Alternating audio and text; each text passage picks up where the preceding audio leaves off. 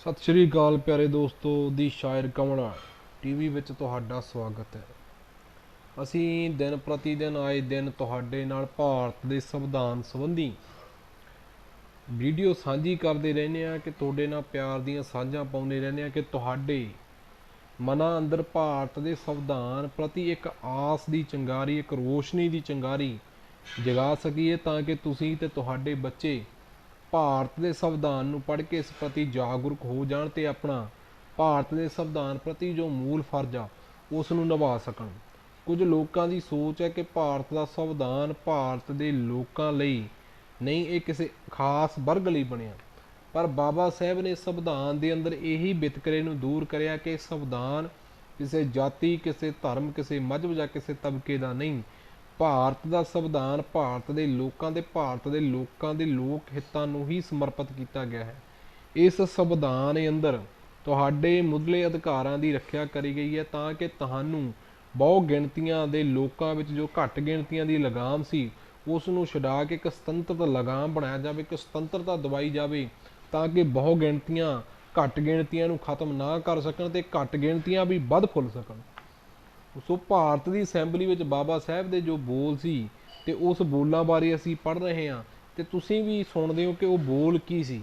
ਬਾਬਾ ਸਾਹਿਬ ਨੇ ਸੰਵਿਧਾਨ ਨੂੰ ਕਿਉਂ ਬਣਾਇਆ? ਕਿਉਂਕਿ ਉਹਨਾਂ ਨੇ ਇੱਕ ਆਪਣੇ ਸਮਾਜ ਨੂੰ ਇੱਕ ਉੱਚ ਦਰਜਾ ਦਿਵਾਉਣ ਲਈ ਬੜੀ ਕਠਿਨ ਲੜਾਈ ਲੜੀ, ਸਮਾਜਿਕ ਲੜਾਈ ਲੜੀ। ਉਹਨਾਂ ਨੇ ਕੋਈ ਨਿੱਜੀ ਲੜਾਈ ਨਹੀਂ ਲਈ, ਉਹਨਾਂ ਨੇ ਆਪਣੇ ਸਮਾਜ ਲਈ ਇੱਕ ਰਾਖਵਾਂਕਰਨ ਕਰਨ ਲਈ, ਇੱਕ ਰਾਖਵੀਂ ਸੋਚ ਨੂੰ ਬਦਲਣ ਲਈ ਇੱਕ ਆਪਣਾ ਜੋ ਯੋਗਦਾਨ ਦਿੱਤਾ ਸੰਵਿਧਾਨ ਦੇ ਅੰਦਰ ਉਹਨਾਂ ਨੇ ਲਿਖ ਦਿੱਤਾ। ਆਪਣੀ ਜ਼ਿੰਦਗੀ ਦਾ ਜਿੰਨਾ ਤਜਰਬਾ ਸੀ ਬਾਬਾ ਸਾਹਿਬ ਭੀਮ ਰਾਓ ਅੰਬੇਦਕਰ ਜੀ ਨੇ ਉਹ ਇਸ ਭਾਰਤ ਦੇ ਸੰਵਿਧਾਨ ਵਿੱਚ ਪਾਇਆ। ਉਹਨਾਂ ਨੇ ਇਹ ਵੀ ਕਿਹਾ ਕਿ ਭਾਰਤ ਦਾ ਸੰਵਿਧਾਨ ਕਿਸੇ ਦੇਸ਼ ਦੀ ਨਕਲ ਉਤਾਰਾ ਨਹੀਂ, ਇਸ ਸੰਵਿਧਾਨ ਦੇ ਵਿੱਚ ਬਹੁਤ ਸਾਰੀਆਂ ਸ਼ੋਧਾਂ ਕਰਕੇ ਮੈਂ ਇਸ ਨੂੰ ਲਿਖਿਆ। ਤੇ ਸੰਵਿਧਾਨ ਨੂੰ ਲਾਗੂ ਕਰਨ ਵੇਲੇ ਬਹੁਤ ਲੋਕਾਂ ਨੇ ਰੌਲਾ ਪਾਇਆ ਕਿ ਸੰਵਿਧਾਨ ਤਾਂ ਜੀ ਕਿਸੇ ਜਾਤੀ ਜਾਂ ਕਿਸੇ ਧਰਮ ਜਾਂ ਕਿਸੇ ਮਜ਼ਹਬ ਦਾ ਹੈ, ਇਹ ਸੰਵਿਧਾਨ ਪ੍ਰਤੀ ਸਾਡੇ ਸਮਾਜ ਨੂੰ ਕੋਈ ਅਧਿਕਾਰ ਨਹੀਂ। ਪਰ ਬਾਬਾ ਸਾਹਿਬ ਉਹਨਾਂ ਨੂੰ ਸਭ ਲੋਕਾਂ ਨੂੰ ਨਕਾਰਦੇ ਹੋਏ ਕਿਹਾ ਕਿ ਸੰਵਿਧਾਨ ਦੇ ਵਿੱਚ ਹਰ ਇੱਕ ਇਨਸਾਨ, ਹਰ ਇੱਕ ਮਜ਼ਹਬ, ਹਰ ਇੱਕ ਧਰਮ ਨੂੰ ਬਰਾਬਰ ਦਾ ਮਾਣ ਸਤਿਕਾਰ ਦਿੱਤਾ ਕਿ ਕਿਸੇ ਨਾਲ ਕੋਈ ਵਿਤਕਰਾ ਨਹੀਂ ਕਰਿਆ ਗਿਆ। ਲੋਕਾਂ ਨੂੰ ਇਹ ਵੀ ਕਿਹਾ ਕਿ ਅਗਰ ਕਿਸੇ ਨੂੰ ਸੰਵਿਧਾਨ ਦੇ ਵਿੱਚ ਸੰਸ਼ੋਧਨ ਕਰਨਾ ਹੈ ਤਾਂ ਸੰਵਿਧਾਨ ਦੇ ਵਿੱਚ ਸੰਸ਼ੋਧਨ ਕਰਨ ਤੋਂ ਪਹਿਲਾਂ ਲੋਕਾਂ ਦੀ ਜੋ ਵੋਟਾਂ ਪਾ ਕੇ ਸਰਕਾਰਾਂ ਚੁਣਦੇ ਨੇ, ਨਗਰ ਪੰਚਾਇਤਾਂ, ਨਗਰ ਪਾਲਿਕਾ ਜਾਂ ਪੰਚਾਇਤਾਂ ਜਾਂ ਸਰਕਾਰਾਂ ਚੁਣਦੇ ਨੇ, ਉਹਨਾਂ ਲੋਕਾਂ ਦੀ ਪਹਿਲਾਂ ਰਾਏ ਲਈ ਜਾਵੇ, ਫਿਰ ਇਸ ਵਿੱਚ ਜੋ ਸ਼ੋਧਾਂ ਕਰਨੀਆਂ ਉਹਨਾਂ ਨੂੰ ਸ਼ੋਧ ਕੀਤਾ ਜਾਵੇ ਤਾਂ ਕਿ ਇਸ ਸੰਵਿਧਾਨ ਦੇ ਨਾਲ ਕੋਈ ਵਿਤਕਰਾ ਨਾ ਹੋ ਸਕੇ ਤੇ ਲੋਕਾਂ ਦੇ ਮੌਲਿਕ ਅਧਿਕਾਰਾਂ ਨਾਲ ਕੋਈ ਵਿਤਕਰਾ ਨਾ ਹੋ ਸਕੇ। ਇਹ ਸੰਵਿਧਾਨ ਇੱਕ ਕਿਤਾਬ ਨਹੀਂ, ਇਹ ਸੰਵਿਧਾਨ ਤੁਹਾਡੇ ਹੱਕਾਂ, ਤੁਹਾਡੇ ਹਿੱਤਾਂ ਲਈ ਇੱਕ ਜ਼ਿੰਦਗੀ ਸਾਬਤ ਹੋਇਆ, ਇੱਕ ਵਰਦਾਨ ਸਾਬਤ ਹੋਇਆ ਹੈ।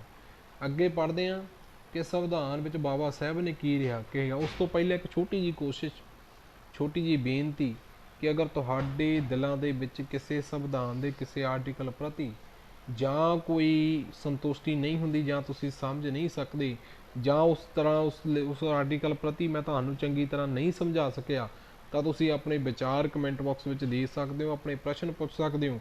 ਮੈਂ ਕੋਸ਼ਿਸ਼ ਕਰਾਂਗਾ ਤੁਹਾਡੇ ਉਹਨਾਂ ਦੇ ਸਵਾਲਾਂ ਦੇ ਜਵਾਬ ਚੰਗੀ ਤਰ੍ਹਾਂ ਦੇ ਸਕਾਂ ਤੇ ਉਹਨਾਂ ਸਵਾਲਾਂ ਪ੍ਰਤੀ ਤੁਹਾਨੂੰ ਸੰਤੁਸ਼ਟੀ ਜ਼ਾਹਰ ਕਰਵਾ ਸਕਾਂ। ਸੋ ਆਓ ਪੜ੍ਹਦੇ ਹਾਂ ਅੱਗੇ ਕੀ ਬਾਬਾ ਸਾਹਿਬ ਕਹਿੰਦੇ ਨੇ।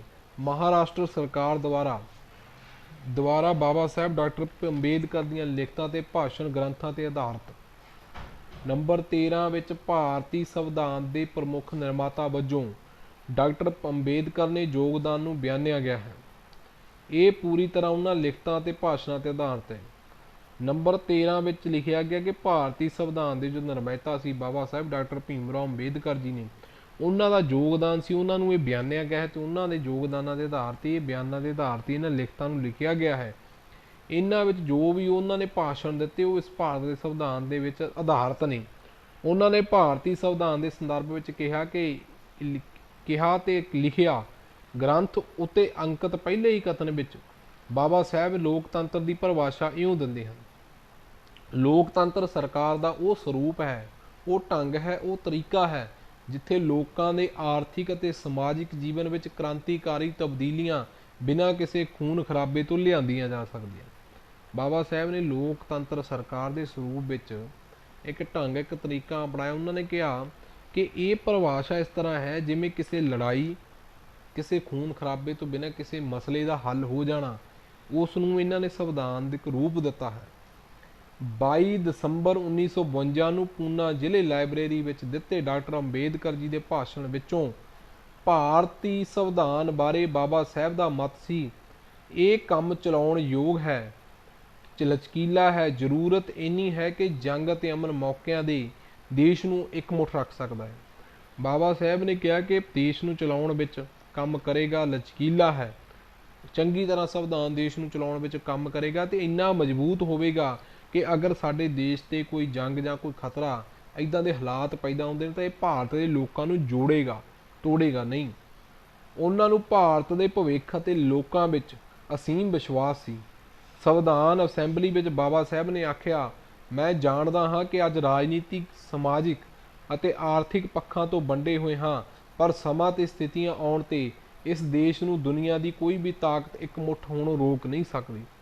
ਬਾਬਾ ਸਾਹਿਬ ਨੇ ਅਸੈਂਬਲੀ ਵਿੱਚ ਇਹ ਵੀ ਆਖਿਆ ਕਿ ਅਸੀਂ ਰਾਜਨੀਤਿਕ ਤੇ ਸਮਾਜਿਕ ਤੇ ਆਰਥਿਕ ਪੱਖਾਂ ਵਿੱਚ ਵੰਡੇ ਹੋਏ ਹਾਂ, ਕੋਈ ਕਿਸੇ ਪਾਸੇ ਜਾਂਦਾ, ਕੋਈ ਕਿਸੇ ਪਾਸੇ ਜਾਂਦਾ, ਪਰ ਉਹਨਾਂ ਨੇ ਕਿਹਾ ਵੀ ਮੈਨੂੰ ਉਮੀਦ ਹੈ ਅਗਰ ਸਾਡੇ ਮੁਲਕ ਜਾਂ ਸਾਡੇ ਦੇਸ਼, ਸਾਡੇ ਭਾਰਤ ਇਹੋ ਜਿਹੀਆਂ ਪਰਿਸਥਿਤੀਆਂ ਆਉਂਦੀਆਂ ਨੇ ਤਾਂ ਉਸ ਸਮੇਂ ਦੇਸ਼, ਦੁਨੀਆ ਦੀ ਕੋਈ ਤਾਕਤ ਵੀ ਸਾਨੂੰ ਇਕਮੁੱਠ ਹੋਣੋਂ ਰੋਕ ਨਹੀਂ ਸਕਦੀ। ਬਾਬਾ ਸਾਹਿਬ ਨੇ ਇਹ ਵੀ ਕਿਹਾ ਕਿ ਇਸ ਦੇਸ਼ ਵਿੱਚ ਘੱਟ ਗਿਣਤੀਆਂ ਤੇ ਬਹੁ ਗਿਣਤੀਆਂ ਨੇ ਗਲਤ ਰਸਤਾ ਅਪਣਾਇਆ ਹੈ।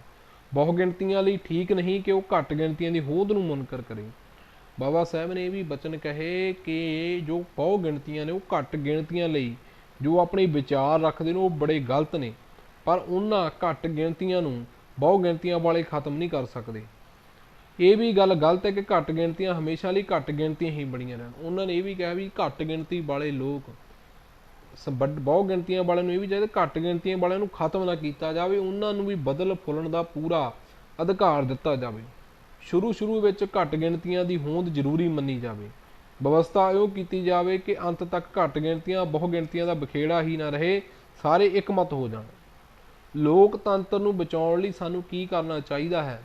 ਮੇਰੇ ਖਿਆਲ ਅਨੁਸਾਰ ਤਾਂ ਪਹਿਲੀ ਗੱਲ ਇਹ ਕਰਨੀ ਚਾਹੀਦੀ ਹੈ ਕਿ ਆਪਣੇ ਸਮਾਜਿਕ ਅਤੇ ਆਰਥਿਕ ਉਦੇਸ਼ਾਂ ਲਈ, ਪ੍ਰਾਪਤੀ ਲਈ ਤੇ ਸੰਵਿਧਾਨਕ ਤੌਰ ਤਰੀਕੇ ਨੂੰ ਅਪਣਾਇਆ ਜਾਵੇ। ਦੂਜਾ ਕੰਮ ਇਹ ਕਰਨਾ ਚਾਹੀਦਾ ਹੈ ਕਿ ਉਹ ਜੌਹਨ ਸਟੂਅਰਟ ਮਿਲ ਦੁਆਰਾ ਦਿੱਤੀ ਚੇਤਾਵਨੀ ਹੈ ਕਿ ਨਾਇਕਾ ਪੂਜਾ ਨੂੰ ਇੰਨਾ ਨਾ ਵਧਾ ਲਈਏ ਕਿ ਸੰਵਿਧਾਨ ਤੋਂ ਵੀ ਉੱਪਰ ਮੰਨੇ ਜਾਣ ਲੱਗਣ। ਦੂਜਾ ਕੰਮ ਉਹਨਾਂ ਨੇ ਕਿਹਾ ਸਾਨੂੰ ਇਹ ਕਰਨਾ ਚਾਹੀਦਾ ਜਿਵੇਂ ਜੌਹਨ ਸਟੂਅਰਟ ਨੇ ਮਿਲ ਦੁਆਰਾ ਜੋ ਚੇਤਾਵਨੀ ਦਿੱਤੀ ਸੀ ਕਿ ਨਾਇਕ ਪੂਜਾ ਨੂੰ ਇੰਨਾ ਨਾ ਵਧਾ ਲਈਏ ਕਿ ਸੰਵਿਧਾਨ ਤੋਂ ਇਸ ਨੂੰ ਉੱਪਰ ਮੰਨਿਆ ਜਾਵੇ। ਆਇਰਲੈਂਡ ਦੇ ਦੇਸ਼ ਭਗਤ ਡੈਨੀਅਲ ਓ ਕੋਨਲ ਨੇ ਕਿਹਾ ਕਿ ਕੋਈ ਵੀ ਵਿਅਕਤੀ ਆਪਣਾ ਮਾਨ ਸਨਮਾਨ ਦੀ ਕੀਮਤ ਤੇ ਅਹਿਸਾਨਮੰਦ ਨਹੀਂ ਹੋ ਸਕਦਾ। ਕੋਈ ਵੀ ਔਰਤ ਆਪਣੇ ਚਰਿੱਤਰ ਦੀ ਪਵਿੱਤਰਤਾ ਲਈ ਕੀਮਤ ਅਤੇ ਅਹਿਸਾਨਮੰਦ ਨਹੀਂ ਹੋ ਸਕਦੀ। ਕੋਈ ਵੀ ਕੰਮ ਆਪਣੀ ਆਜ਼ਾਦੀ ਦੀ ਕੀਮਤ ਉੱਤੇ ਅਹਿਸਾਨਮੰਦ ਨਹੀਂ ਹੋ ਸਕਦਾ। ਭਾਰਤ ਲਈ ਇਹ ਚੁਣੌਤੀ ਜ਼ਿਆਦਾ ਪ੍ਰਸੰਗਕ ਹੈ ਕਿਉਂਕਿ ਇੱਥੇ ਰਾਜਨੀਤਿਕ ਅੰਦਰ ਭਗਤੀ ਅਤੇ ਨਾਇਕ ਪੂਜਾ ਦਾ ਵਧੇਰੇ ਹੀ ਬੋਲਬਾਲਾ ਹੈ।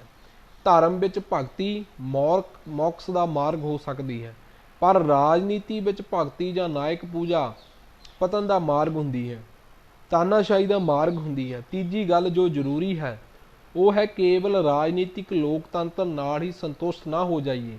ਰਾਜਨੀਤਿਕ ਲੋਕਤੰਤਰ ਨੂੰ ਸਮਾਜਿਕ ਲੋਕਤੰਤਰ ਬਣਾਉਣਾ ਹੋਵੇਗਾ।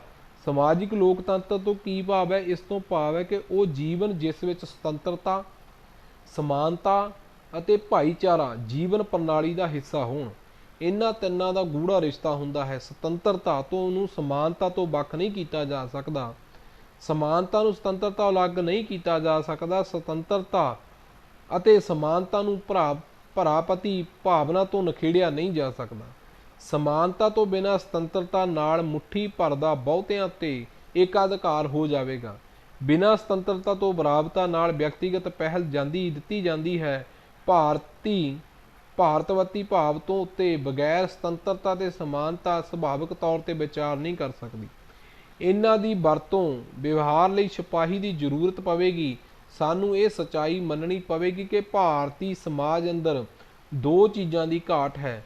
ਇਹਨਾਂ ਵਿੱਚੋਂ ਇੱਕ ਹੈ ਸਮਾਨਤਾ ਅਤੇ ਸਮਾਜੀ ਪੱਧਰ ਤੇ ਭਾਰਤੀ ਸਮਾਜ ਅੰਦਰ ਦਰਜਾਵਾਰ ਅਣਬਰਾਬਰੀ ਦਾ ਸਿਧਾਂਤ ਚੱਲ ਰਿਹਾ ਹੈ, ਜਿਸ ਦਾ ਭਾਵ ਹੈ ਕਿ ਇੱਕ ਲਈ ਇੱਕ ਉਚਾਰੀ ਵਡਿਆਈ ਤਰੱਕੀ, ਦੂਜਿਆਂ ਲਈ ਨਿਗਨ ਪੱਤਰ ਅਧਿਕਾਰ।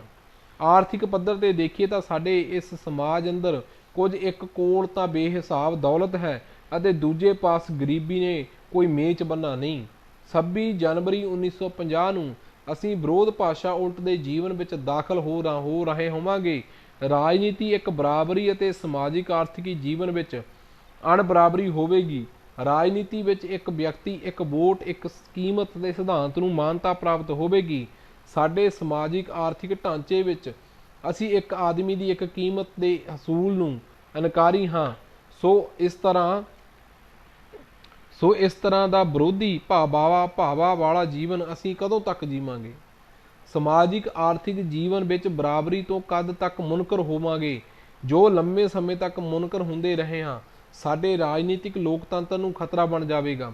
ਜਿੰਨਾ ਜਲਦੀ ਸੰਭਵ ਹੋਵੇ ਸਾਨੂੰ ਇਹ ਵਿਰੋਧ ਭਾਸ਼ਾ ਖਤਮ ਕਰ ਦੇਣੇ ਚਾਹੀਦੇ ਹਨ, ਨਹੀਂ ਤਾਂ ਅਣਬਰਾਬਰੀ ਦੇ ਸ਼ਿਕਾਰ ਹੋ ਜਾਵਾਂਗੇ। ਅਣਬਰਾਬਰੀ ਦੇ ਸ਼ਿਕਾਰ ਹੋਏ ਲੋਕ, ਜੋ ਸ਼ਿਕਾਰ ਹੋ ਚੁੱਕੇ ਤੇ ਸ਼ਿਕਾਰ ਹੋਣ ਵਾਲੇ ਲੋਕ ਰਾਜਨੀਤਿਕ ਲੋਕਤੰਤਰ ਦੇ ਢਾਂਚੇ ਤੋਂ ਚਕਨਾਚੂਰ ਕਰ ਦਿੱਤੇ ਜਾਣਗੇ, ਜਿਹੜਾ ਇਸ ਦੇਸ਼ ਦੀ ਅਸੈਂਬਲੀ ਨੇ ਬੜੀ ਮਿਹਨਤ ਨਾਲ ਉਸਾਰਿਆ ਹੈ।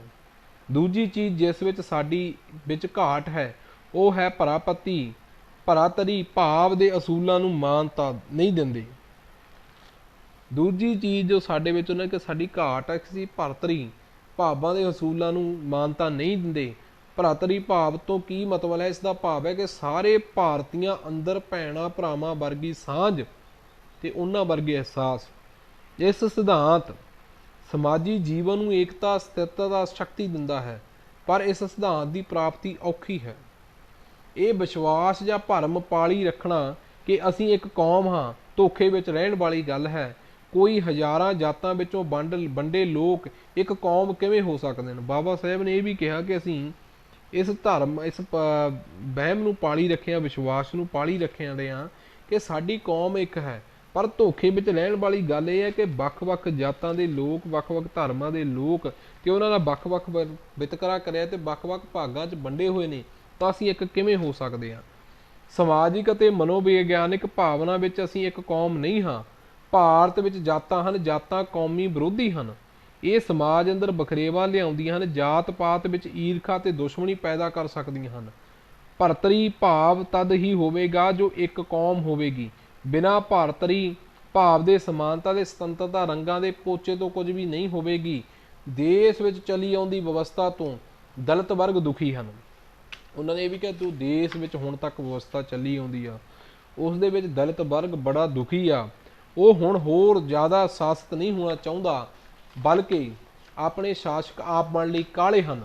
ਖਿਆਲ ਰੱਖਿਆ ਜਾਵੇ ਕਿ ਦਲਿਤ ਦੀ ਇਹ ਭਾਵਨਾ ਕਿਤੇ ਵਰਗ ਸੰਘਰਸ਼ ਜਾਂ ਵਰਗ ਜੰਗ ਦਾ ਸਬੱਬ ਨਾ ਬਣ ਜਾਵੇ। ਇਸ ਨਾਲ ਘਰ ਵੰਡਿਆ ਜਾਵੇ, ਇਹ ਤਬਾਹੀ ਦਾ ਦਿਨ ਹੋਰ ਨਿਬੜੇਗਾ। ਇਬਰਾਹਿਮ ਲਿੰਕਨ ਨੇ ਸਹੀ ਆਖਿਆ ਹੈ, ਜੇ ਘਰ ਵੰਡਿਆ ਜਾਵੇਗਾ ਤਾਂ ਬਹੁਤ ਹੀ ਦੇਰ ਟਿਕ ਨਹੀਂ ਸਕੇਗਾ। ਉਹਨਾਂ ਨੇ ਇਹ ਵੀ ਕਿਹਾ ਕਿ ਕਈ ਉਦਾਹਰਨ ਦਿੱਤੀਆਂ, ਸਾਡੇ ਦਲਿਤ ਜੋ ਸਮਾਜ ਆ ਉਹ ਹੁਣ ਆਪ ਸ਼ਾਸਕ ਬਣਨ ਲਈ ਕਾਹਲੇ ਹੋ ਗਏ ਨੇ ਕਿ ਉਹਨਾਂ ਨੇ ਆਪਣਾ ਹੱਕ ਮੰਗਣ ਲਈ ਉਸ ਨਾਲ ਕਦੇ ਨਾ ਕਦੇ ਤਾਂ ਵਿਰੋਧ ਕਰਨਗੇ, ਉਹ ਵਿਦਰੋਹ ਕਰਨਗੇ। ਇਸ ਲਈ ਦਲਿਤ ਭਾਵਨਾ ਨੂੰ ਵੀ ਸਨਮਾਨਤਾ ਦਾ ਅਧਿਕਾਰ ਹੋਵੇ।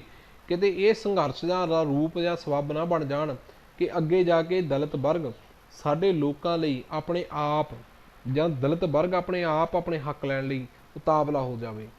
ਉਹਨਾਂ ਨੇ ਇਹ ਵੀ ਕਿਹਾ ਕਿ ਇਬਰਾਹਿਮ ਲਿੰਕਨ ਦੇ ਅਨੁਸਾਰ ਸਹੀ ਆਖਿਆ ਸੀ, ਜੇ ਘਰ ਵੰਡਿਆ ਜਾਵੇਗਾ ਤਾਂ ਬਹੁਤੀ ਦੇਰ ਟਿਕ ਨਹੀਂ ਸਕੇਗਾ। ਇਬਰਾਹਿਮ ਲਿੰਕਨ ਸੀ ਜੋ ਉਹਨਾਂ ਨੇ ਇਹ ਵੀ ਕਿਹਾ ਸੀ, ਅਮਰੀਕਾ ਦਾ ਇਬਰਾਹਿਮ ਲਿੰਕਨ ਜੋ ਹੋਇਆ, ਉਹਨਾਂ ਨੇ ਕਿਹਾ ਕਿ ਉਹਨਾਂ ਨੇ ਉਦਾਹਰਨ ਦੇ ਵਜੋਂ ਵਰਤਿਆ, ਜੇ ਅਗਰ ਇੱਕ ਘਰ ਵੰਡਿਆ ਜਾਵੇਗਾ ਤਾਂ ਉਹ ਘਰ ਦੇ ਵਿੱਚ ਜੋ ਇਕੱਠੇ ਰਹਿੰਦੇ ਲੋਕ ਨੇ ਉਹ ਵੱਖ-ਵੱਖ ਹੋ ਜਾਣਗੇ। ਵੱਖ-ਵੱਖ ਹੋਣਗੇ ਤਾਂ ਉਹ ਘਰ ਬਹੁਤਾ ਸਿਰ ਟਿਕ ਕੇ ਨਹੀਂ ਚੱਲੇਗਾ ਤੇ ਇੱਕ ਦਿਨ ਉਹ ਘਰ ਢਹਿ ਜਾਵੇਗਾ।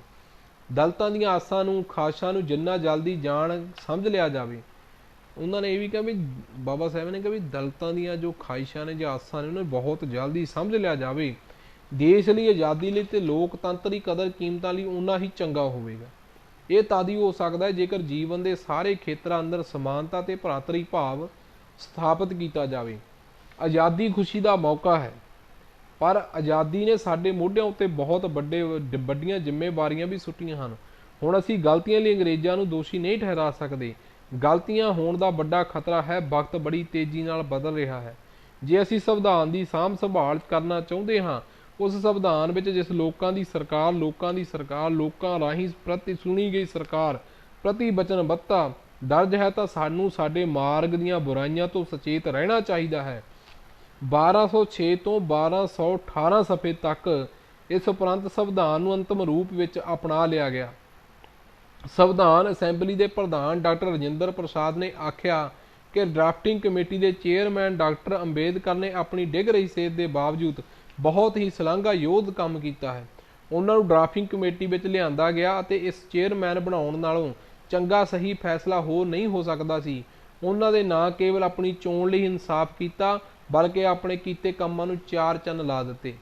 1219 ਡਾਕਟਰ ਅੰਬੇਦਕਰ ਰਾਜ ਸਮਾਜਵਾਦ ਦੇ ਬਹੁਤ ਵੱਡੇ ਸਮਰਥਕ ਸਨ। ਕਿਉਂ?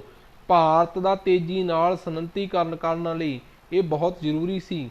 ਪ੍ਰਾਈਵੇਟ ਕਾਰੋਬਾਰੀ ਇਹ ਨਹੀਂ ਕਰ ਸਕਦਾ ਸੀ। ਖੇਤੀਬਾੜੀ ਸਮੂਹਕ ਫਾਰਮਾਂ ਵਿੱਚ ਹੋਵੇ, ਮੂਲ ਬੁਨਿਆਦੀ ਸਨਅਤਾਂ ਸਰਕਾਰ ਦੇ ਅਧੀਨ, ਬੀਮਾ ਸਰਕਾਰਾਂ ਦੇ ਅਧੀਨ ਹੋਵੇ, ਖੇਤੀਬਾੜੀ ਸਰਕਾਰੀ ਉਦਯੋਗ ਹੋਵੇ ਅਤੇ ਭੂਮੀ ਸਰਕਾਰ ਦੀ ਹੋਵੇ ਤੇ ਬਿਨਾਂ ਜਾਤੀ ਮਜ਼ਹਬ ਦੇ ਭੇਦਭਾਵ ਤੋਂ ਪੇਂਡੂ ਲੋਕਾਂ ਵਿੱਚ ਇਸ ਪ੍ਰਕਾਰ ਵੰਡੀ ਜਾਵੇ, ਨਾ ਕੋਈ ਮਾਲਕ ਰਹੇ, ਨਾ ਮੁਜ਼ਾਹਰਾ ਅਤੇ ਨਾ ਹੀ ਕੋਈ ਭੂਮੀਹੀਣ ਹੋਵੇ। ਰਾਜ ਸਮਾਜਵਾਦ ਨੂੰ ਕਾਨੂੰਨ ਰਾਹੀਂ ਸਥਾਪਿਤ ਸੰਵਿਧਾਨ ਸਥਾਪਿਤ ਕਰੇ। ਸਮਾਜਵਾਦੀਆਂ ਬਾਰੇ ਡਾਕਟਰ ਅੰਬੇਦਕਰ ਨੇ ਕਿਹਾ, ਜੇ ਉਹ ਸਮਾਜਵਾਦ ਨੂੰ ਅਸਲੀ ਰੂਪ ਵਿੱਚ ਦੇਖਣਾ ਚਾਹੁੰਦੇ ਹਨ ਤਾਂ ਉਹਨਾਂ ਨੂੰ ਇਹ ਮੰਨਣਾ ਪਵੇਗਾ ਕਿ ਸਮਾਜ ਸੁਧਾਰ ਦੀ ਸਮੱਸਿਆ ਮੂਲ ਸਮੱਸਿਆ ਹੈ। ਜਾਤ ਪਾਤ ਨਾਲ ਨਜਿੱਠਣਾ ਹੀ ਪੈਣਾ ਹੈ। ਜੇ ਕ੍ਰਾਂਤੀ ਤੋਂ ਪਹਿਲਾਂ ਨਹੀਂ ਤਾਂ ਕ੍ਰਾਂਤੀ ਤੋਂ ਬਾਅਦ ਇਸ ਨਾਲ ਦੋ ਹੱਥ ਕਰਨੇ ਹੀ ਪੈਣਗੇ। ਆਰਥਿਕ ਲੋਕਤੰਤਰ ਦੀ ਸਥਾਪਨਾ ਲਈ ਬਾਬਾ ਸਾਹਿਬ ਨੇ ਅਨੁਸੂਚਿਤ ਜਾਤੀ ਦੇ ਘੱਟ ਗਿਣਤੀਆਂ ਦੀ ਰੱਖਿਆ ਲਈ ਮਾਰਚ 1947 ਵਿੱਚ ਸੰਵਿਧਾਨ ਸਭਾ ਨੂੰ ਇੱਕ ਮੰਗ ਪੱਤਰ ਦਿੱਤਾ, ਪਰ ਸੰਵਿਧਾਨ ਸਭਾ ਨੇ ਇਸ ਨੂੰ ਨਾਮਨਜ਼ੂਰ ਕਰ ਦਿੱਤਾ। ਇਹ ਰਾਜ ਅਤੇ ਘੱਟ ਗਿਣਤੀਆਂ ਸਿਰਲੇਖ ਨਾਲ ਇੱਕ ਕਿਤਾਬ ਵਜੋਂ ਛਾਪਿਆ ਗਿਆ। ਇਸ ਮੁਤਾਬਕ ਜੇ ਭਾਰਤ ਅਸਲ ਵਿੱਚ ਲੋਕਤੰਤਰੀ ਰਾਸ਼ਟਰ ਬਣਨਾ ਚਾਹੁੰਦਾ ਹੈ ਤਾਂ ਉਸ ਨੂੰ ਸੰਵਿਧਾਨ ਤੇ ਆਰਥਿਕ ਸਮਾਨਤਾ ਦਾ ਪ੍ਰੋਗਰਾਮ ਸ਼ਾਮਲ ਕਰਨਾ ਚਾਹੀਦਾ ਹੈ। ਉਹਨਾਂ ਨੇ ਸੁਝਾਵਾਂ ਨੂੰ ਹੇਠ ਲਿਖੇ ਅਨੁਸਾਰ ਪੇਸ਼ ਕਰ ਰਹੇ ਹਾਂ। ਸਾਰੇ ਉਦਯੋਗਾਂ ਨੂੰ ਪ੍ਰਮੁੱਖ ਜਾਂ ਗੈਰ ਪ੍ਰਮੁੱਖ ਉਦਯੋਗਿਤ ਘੋਸ਼ਿਤ ਕੀਤਾ ਜਾਣਾ ਚਾਹੀਦਾ ਹੈ। ਪ੍ਰਮੁੱਖ ਉਦਯੋਗਾਂ ਦੀ ਮਲਕੀਅਤ ਅਤੇ ਸੰਚਾਲਨ ਦੋਵੇਂ ਰਾਜ ਪਾਸ ਹੋਣੇ ਚਾਹੀਦੇ ਹਨ। ਗੈਰ ਪ੍ਰਮੁੱਖ ਧੰਦਿਆਂ ਤੇ ਬੁਨਿਆਦੀ ਧੰਦਿਆਂ ਦੀ ਮਾਲਕੀ ਤੇ ਸੰਚਾਲਨ ਰਾਜ ਜਾਂ ਰਾਜਾਂ ਵੱਲੋਂ ਸਥਾਪਿਤ ਨਿਗਮਾਂ ਰਾਹੀਂ ਹੋਣਾ ਚਾਹੀਦਾ ਹੈ। ਬੀਮਾ ਖੇਤਰਾਂ ਵਿੱਚ ਰਾਜ ਦਾ ਇੱਕ ਅਧਿਕਾਰ ਹੋਣਾ ਚਾਹੀਦਾ ਹੈ। ਖੇਤੀਬਾੜੀ ਨੂੰ ਰਾਜ ਧੰਦੇ ਵਜੋਂ ਘੋਸ਼ਿਤ ਕੀਤਾ ਜਾਣਾ ਚਾਹੀਦਾ ਹੈ। ਬੀਮੇ ਅਤੇ ਖੇਤੀ ਭੂਮੀ ਦੇ ਮਾਲਕਾਨਾ ਹੱਕ ਸਰਕਾਰਾਂ ਪਾਸ ਹੋਣੇ ਚਾਹੀਦੇ ਹਨ ਅਤੇ ਨਿੱਜੀ ਮਾਲਕਾਂ ਨੂੰ ਡਿਵੈਂਚਰ ਇਕਰਾਰਨਾਮਾ ਰਿਣ ਪੱਤਰ ਵਜੋਂ ਰਕਮ ਅਦਾ ਕਰ ਦਿੱਤੀ ਜਾਵੇ। ਖੇਤੀਬਾੜੀ ਧੰਦੇ ਨੂੰ ਹੇਠ ਲਿਖੇ ਮੁਤਾਬਕ ਸੰਗਠਿਤ ਕਰਨਾ ਚਾਹੀਦਾ ਹੈ। ਰਾਜ ਸਰਕਾਰ ਨੂੰ ਖੇਤੀ ਧੰਦਿਆਂ ਲਈ ਪ੍ਰਾਪਤੀ ਕੀਤੀ ਜ਼ਮੀਨ ਨਿਸ਼ਚਿਤ ਖੇਤਾਂ ਵਿੱਚ ਵੰਡ ਕਰਨੀ ਚਾਹੀਦੀ ਹੈ ਅਤੇ ਪਿੰਡਾਂ ਦੇ ਲੋਕਾਂ ਨੂੰ ਇਹ ਜ਼ਮੀਨ ਇੱਕ ਸਮੂਹ ਵਜੋਂ ਕਿਰਾਏ ਦੇ ਹੇਠ ਲਿਖੀਆਂ ਸ਼ਰਤਾਂ ਮੁਤਾਬਕ ਦੇਣੀ ਚਾਹੀਦੀ ਹੈ। ਇਹਨਾਂ ਦੇ ਸਮੂਹ ਖੇਤੀ ਕੀਤੀ ਜਾਵੇ। ਖੇਤਾਂ ਤੇ ਸਰਕਾਰ ਵੱਲੋਂ ਜਾਰੀ ਨਿਯਮਾਂ ਮੁਤਾਬਕ ਖੇਤੀ ਕੀਤੀ ਜਾਵੇ। ਖੇਤਾਂ ਦੇ ਕਿਰਾਏਦਾਰ ਨੂੰ ਖੇਤ ਦੀ ਪੈਦਾਵਾਰ ਨਿਰਧਾਰਤ ਟੈਕਸ ਦੇ ਭੁਗਤਾਨ ਤੌਰ ਤੇ ਬਾਅਦ ਬਾਕੀ ਪੈਦਾਵਾਰ ਦੀ ਸਾਂਝੀ ਵੰਡ ਕਰਨੀ ਚਾਹੀਦੀ ਹੈ। ਸੋ ਅਸਲੋਂ ਇਹ ਹੀ ਆਰਥਿਕ ਲੋਕਤੰਤਰ ਦੀ ਸਥਾਪਨਾ ਲਈ ਡਾਕਟਰ ਭੀਮ ਰਾਓ ਅੰਬੇਦਕਰ ਨੇ ਉਪਰੋਕਤ ਇਹਨਾਂ ਮਹੱਤਵਪੂਰਨ ਨੁਕਤਿਆਂ ਵਿੱਚੋਂ ਹਰ ਵਰਗ ਦਾ ਧਿਆਨ ਰੱਖਦੇ ਹੋਇਆਂ, ਕਿਉਂਕਿ ਇਸ ਵਿੱਚ ਮਨੁੱਖ ਨੂੰ ਜ਼ਿੰਦਗੀ ਬਸਰ ਕਰਨ ਵਾਲੇ ਖੇਤੀਬਾੜੀ ਧੰਦੇ, ਬੀਮੇ ਖੇਤਰ ਦੇ ਨਾਲ ਹੀ ਰਾਜ ਦੇ ਮਾਲਕੀ ਵਾਲੇ ਧੰਦਿਆਂ ਦੀ ਜ਼ਿੰਮੇਵਾਰੀ ਰਾਜ ਤੇ ਪਾਈ ਗਈ ਸੀ। ਮਸੌਦਾ ਕਮੇਟੀ ਨੇ ਸੰਵਿਧਾਨਕ ਸਲਾਹਕਾਰ CBN ਰਾਓ 27/10/1947 ਤੋਂ 6/12/1947 ਤੱਕ ਬਾਹਰ ਦੌਰੇ ਦੇ ਰਹੇ ਸਨ। ਕਮੇਟੀਆਂ ਦੀਆਂ ਬੈਠਕਾਂ ਲਗਾਤਾਰ 40 ਦਿਨ ਚੱਲੀਆਂ। 6 ਬੈਠਕਾਂ ਵਿੱਚ ਕੇਵਲ 2 ਮੈਂਬਰ ਅਤੇ 4 ਬੈਠਕਾਂ ਵਿੱਚ ਕੇਵਲ 3 ਮੈਂਬਰ ਹਾਜ਼ਰ ਹੋਏ। ਡਾਕਟਰ ਅੰਬੇਦਕਰ ਨੇ ਭਾਰਤੀ ਸੰਵਿਧਾਨ ਦਾ ਡਰਾਫਟ ਫਰਵਰੀ 1948 ਨੂੰ ਅਸੈਂਬਲੀ ਵਿੱਚ ਪੇਸ਼ ਕਰ ਦਿੱਤਾ। ਇਸ ਵਿੱਚ 315 ਧਾਰਾਵਾਂ ਅਤੇ 8 ਸ਼ਡਿਊਲ ਸਨ। ਖੜੇ ਉੱਤੇ ਰਾਏ ਆਦਿ ਦੇਣ ਲਈ ਦੇਸ਼ ਦੇ ਲੋਕਾਂ ਨੂੰ 8 ਮਹੀਨਿਆਂ ਦਾ ਸਮਾਂ ਦਿੱਤਾ ਗਿਆ। ਲੋਕਾਂ ਨੇ 11/11/49 ਤੱਕ 11 ਤਰੀਕ 11 ਮਹੀਨਾ 1949 ਤੱਕ 7635 ਸੰਸ਼ੋਧਨ ਭੇਜੇ। 7635 ਸੰਸ਼ੋਧਨ ਭੇਜੇ, ਜਿਨ੍ਹਾਂ ਵਿੱਚੋਂ 2473 ਸੰਸ਼ੋਧਨਾਂ ਉੱਤੇ ਵਿਚਾਰ ਹੋਏ। ਬਹੁਤੇ ਪਾਸ ਕਰ ਦਿੱਤੇ ਗਏ। ਸੰਵਿਧਾਨ ਦਾ ਅੰਤਮ ਖਰੜਾ 3 ਨਵੰਬਰ 1949 ਨੂੰ ਪੇਸ਼ ਕਰ ਦਿੱਤਾ ਗਿਆ। ਦੁਨੀਆ ਦਾ ਸਭ ਤੋਂ ਲੰਬਾ ਤੇ ਵਿਸਥਾਰ ਪੂਰਵਕ ਲਿਖਿਆ ਸੰਵਿਧਾਨ ਡਾਕਟਰ ਅੰਬੇਦਕਰ ਨੇ 114 ਦਿਨਾਂ ਤੱਕ ਪਾਸ ਕਰਵਾ ਲਿਆ, ਜਦੋਂ ਕਿ ਕੈਨੇਡਾ ਦਾ ਸੰਵਿਧਾਨ ਪਾਸ ਕਰਾਉਣ ਲਈ 2 ਸਾਲ 5 ਮਹੀਨੇ ਅਤੇ ਆਸਟ੍ਰੇਲੀਆ ਦੇ ਸੰਵਿਧਾਨ ਨੂੰ 9 ਸਾਲ 11 9 ਸਾਲ ਲੱਗੇ, ਪਰ ਸਭ ਭਾਰਤ ਦਾ ਸੰਵਿਧਾਨ 2 ਸਾਲ 11 ਮਹੀਨੇ ਤੇ 18 ਦਿਨ ਵਿੱਚ ਪਾਸ ਹੋ ਗਿਆ।